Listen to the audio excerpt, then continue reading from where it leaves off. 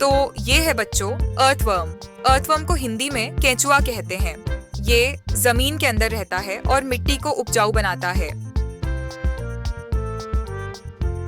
ये है बच्चों मिलीपीड। मिलीपीड को हिंदी में मिलीपीड ही कहते हैं। इसके बहुत सारे पैर होते हैं और ये धीरे धीरे चलता है।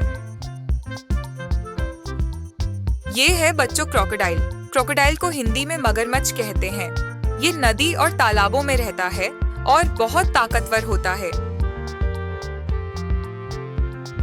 ये है बच्चों क्रैब।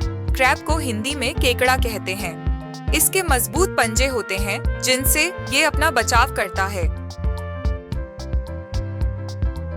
ये है बच्चों गेको। गेको को हिंदी में गेको छिपकली कहते हैं।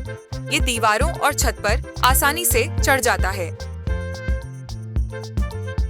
ये है बच्चों टॉर्टस। टॉर्टस को हिंदी में कछुआ कहते हैं। ये अपने कठोर खोल में छिपकर अपनी रक्षा करता है। ये है बच्चों बीटल। बीटल को हिंदी में भृंग कहते हैं। ये एक छोटा कीट है जिसकी चमकदार खोल होती है। ये है बच्चों सलामेंडर। सलामेंडर को हिंदी में सालामेंडर ही कहते हैं। ये पानी और जमीन दोनों जगह रह सकता है। ये है बच्चों स्नेक। स्नेक को हिंदी में सांप कहते हैं। सांप रेंग कर चलते हैं और ये बहुत जहरीले भी होते हैं। ये है बच्चों जेलीफिश। जेलीफिश को हिंदी में जेलीफिश कहते हैं। ये समुद्र में रहती है और इसका शरीर बहुत नरम होता है।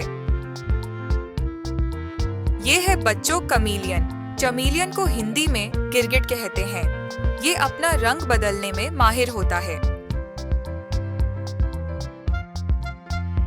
ये है बच्चों बैंडेड क्राइट। बैंडेड क्राइट को हिंदी में बैंडेड क्रेट सांप कहते हैं। ये बहुत जहरीला सांप होता है। ये है बच्चों स्पाइडर। स्पाइडर को हिंदी में मकड़ी कहते हैं। ये जाला बनाकर शिकार पकड़ती है। ये है बच्चों ऑक्टोपस। ऑक्टोपस को हिंदी में ऑक्टोपस कहते हैं। इसके 8 हाथ होते हैं और ये समुद्र में रहता है। ये है बच्चों कैटरपिलर। कैटरपिलर को हिंदी में इल्ली कहते हैं और ये बाद में तितली में बदल जाती है। ये है बच्चों फ्रॉग। फ्रॉग को हिंदी में मेंढक कहते हैं।